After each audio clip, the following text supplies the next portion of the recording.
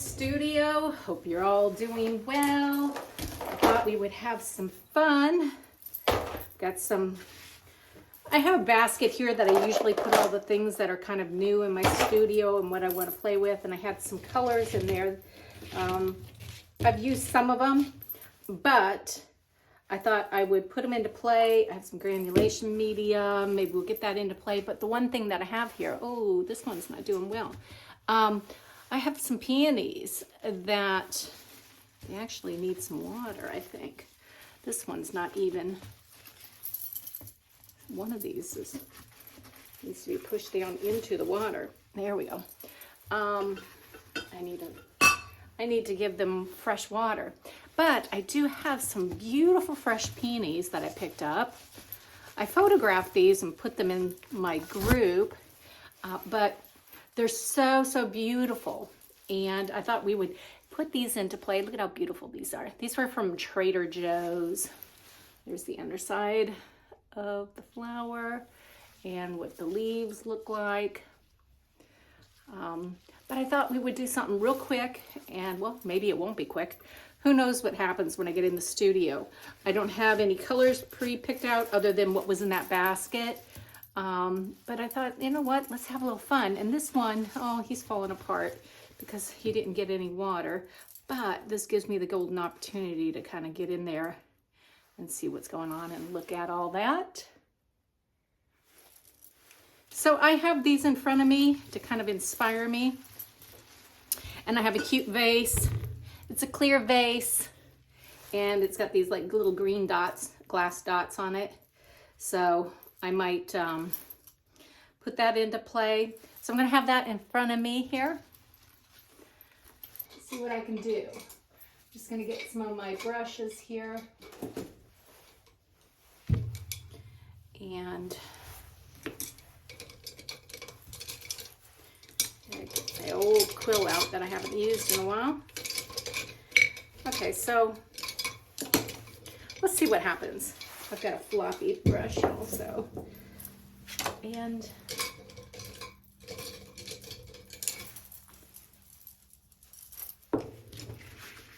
okay, so I'm going to put these to the side. Let's flip this.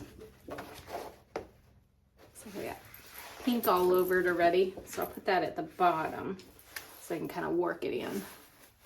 Oh, and then it says Artistico down there. So I'm going to have to work the pink up to cover that. And there's pink over here. Okay, so what I think we're going to do was going to start with some alizarin crimson. This is Holbein, however you want to say it. Permanent alizarin crimson. And let's put this one into play. I'm going to put that one down. Maybe I need a clean palette. Do I have a clean palette? Let's see.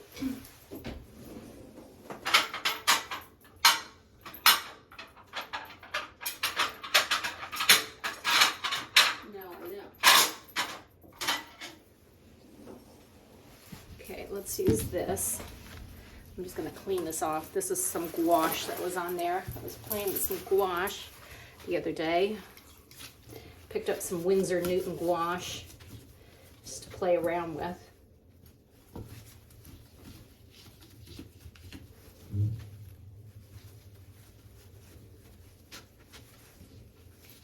Good enough. Okay. So I have that here in case I need to do a little mixing. Otherwise, I'll be working on my dirty palettes. Okay, so I'm just going to be inspired by what I see here. Let's get the ball rolling. I've got my paper all dirty already.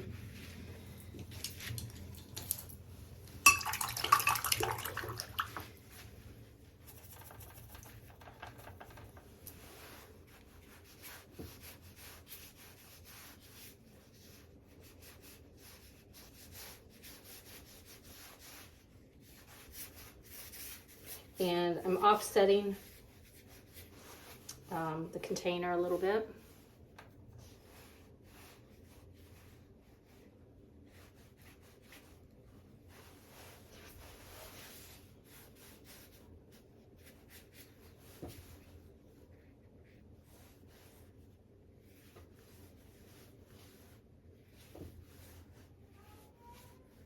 Skitty doesn't know where I am. Hold on, I gotta go get Skitty. Okay, let's get back to what I was doing.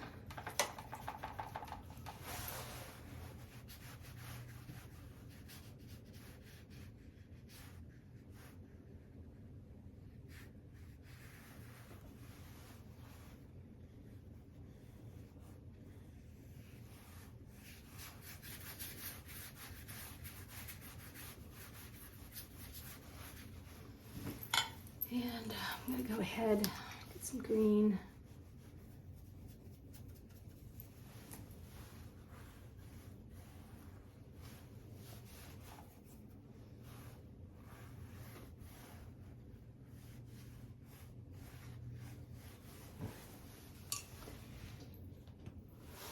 Some olive green. Brighten it up. Need a spring green color.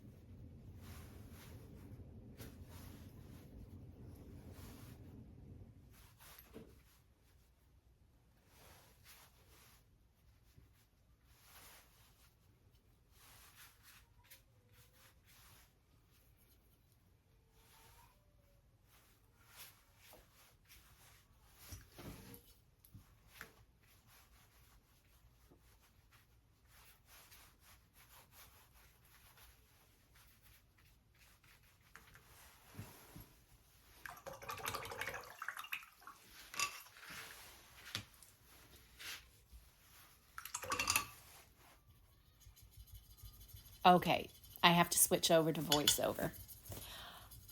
This is turning out to be a hot mess. Skitty won't stop meowing. She's having like anxiety downstairs. I'm upstairs in the studio and she's freaking out because she thinks I left her. And I keep telling her, Skitty, I'm upstairs, and she's just not getting it. And she's just meowing away. And then there's kids outside on the swings having fun and screaming and laughing and playing. And it is just too much going on in the background. And I get really quiet because I'm really getting into what I'm doing. And I forget that I'm supposed to be talking. So therefore, I'm just going to just tell you what's happening here. Right now, random shapes. So I'm being real splashy. You see how it's just flying off my brush? That's really gives the painting energy. So if that happens for you, that's perfect. But I am using different values here. Limited palette, okay? We don't have much here. We've got olive green, alizarin crimson, and we're going to get Perylene Violet's going to be coming into play, and the Dr. P.H. Martin Bleed Proof White. That is it. You cannot make mud with this painting, okay? So I am just dropping these all in, okay? And building up these little heads, the tight little balls, like, you know, peonies have the little round balls when they haven't opened yet. And I'm building up what's going to be inside. Okay, so you're seeing, well, right now I'm working on the heads of the flowers, but the other ones at the bottom, those I built up. I'm going to put Dr. P.H. Martin Bleed Proof White on the top of it. But you have to be careful you have to have the consistency just right, because you don't want it too thick and you don't want it too thin, but you want it just right so that way you can kind of still see through it a little bit. And if you have enough pigment down and your ratios and everything are right, it'll work for you. So there's definitely a learning curve to all this. It doesn't come easily. All of this, it takes practice, okay? So, but I'm giving you all the tips to how to kind of do these things.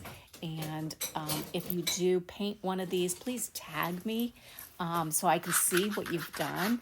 Please come over to my Facebook group and join us over there. You can post what you've worked on through this channel. And I also have challenges within the group. Right now we're working on some birds, and we do other things, and it doesn't cost anything in the group, in the Facebook group, and you can find all that in the description box. And if you find, and sometimes people have a hard time finding the description box if they're on their phone. That's what I've heard. I don't ever use my phone to watch YouTube, so I'm not quite sure how to navigate all that, but for the most part, if you go to the description box that's right underneath the, well, I can't say that's right underneath the video. I don't know what it's like on the phone, but if you go to the description box, you'll find the colors that I've used. You'll find all the products and everything there, and you'll also find my social media links. So, so there you see one of the balls, one of the heads before they burst open. They're these really nice tight round buds, and they're just so beautiful just that way. That's what I'm trying to create here. So that's my spin on it. And now I just have a little bit of that pH on the tip of my brush, and I'm just dancing it around for highlights and the bigger blooms at the top. And you don't have to be too, you want to work quick. So you don't want to overthink. You just want to get it down. Just keep your hand moving. And this is me throwing, there's still pigment on my brush. I dipped it in the water a little bit, and then I threw it on the paper. But you got to be careful. Like right here, I have a paper towel, which I don't usually normally use, but I couldn't find my toilet paper at the moment. And I'm picking up puddles. You want to grab those because they'll destroy your painting if you just let a puddle sit there.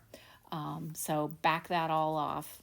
And by using tube paint, I cannot stress this enough. Pan paint's great for if you're going to travel, or maybe you're going to do some plein air painting. You're going to paint outside. That's perfect. Okay. But if you really want to make a painting like this, I'm using fresh squeezed tube paint. This is the way that you create the values that are needed. A lot of times, newbies that are new to painting have a tendency to only want to paint in one value because they're using pan paint, or the consistency, they're being stingy and careful not to overuse.